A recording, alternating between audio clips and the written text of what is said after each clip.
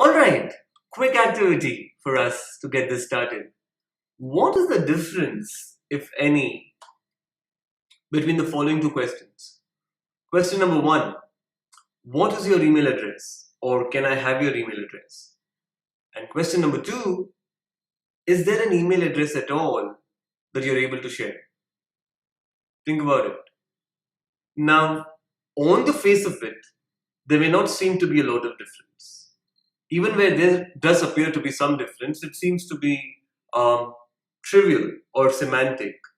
And yet, consider this, if you will, in the way this lands on the receiver, these are two completely different things. Okay, when someone asks me, what is my email address? Implicit in that question is an assumption. The assumption is that I want to share my email address or I want to share my phone number, as the case may be. When someone asks me, however, is there an email address that I'm able to share?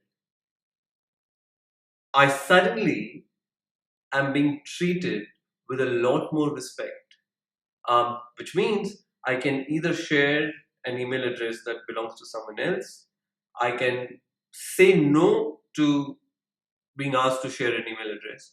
And this choice that I'm being offered, paradoxically, enables me to say yes, makes me want to say yes.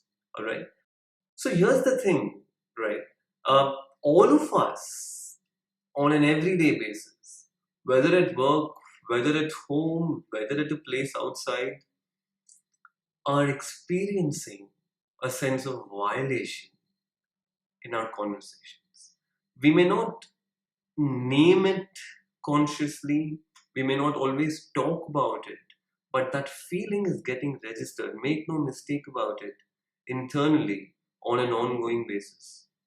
Right? What is the sense of violation? There are several kinds of violations, but chiefly, in my understanding, in my experience, in what I've seen around, there are two kinds of violations uh, that are pretty perverse.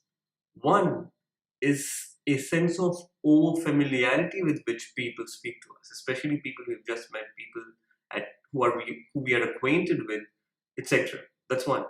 Second, we live in the mortal fear that this person in front of us who's speaking to us at some point in this conversation is going to start to sell. Sell an idea, sell software, sell apartments, sell something. All right. And this process of selling has become so endemic that we don't even necessarily look at them as, or at this process as selling. And these violations, they are so widely prevalent, so persistent, so casual even, that when somebody refuses to do it, when somebody actually consciously takes the time, effort, energy, attention to honor the choice that we have, it is absolutely refreshing. The other thing is that one of the long term markers of good health of a relationship is the distance that you're able to maintain uh, with the other person. And I find that an easy way, a healthy way to maintain that distance is to keep simply pressing these doorbells. This need not mean that you ask a lot of questions, that there's a lot of verbosity in that in that relationship or in the conversation, or that you try too hard. This simply means that you're sensitive and aware on an ongoing basis, on a moment to moment basis, that this person in front of you has a choice to say a no.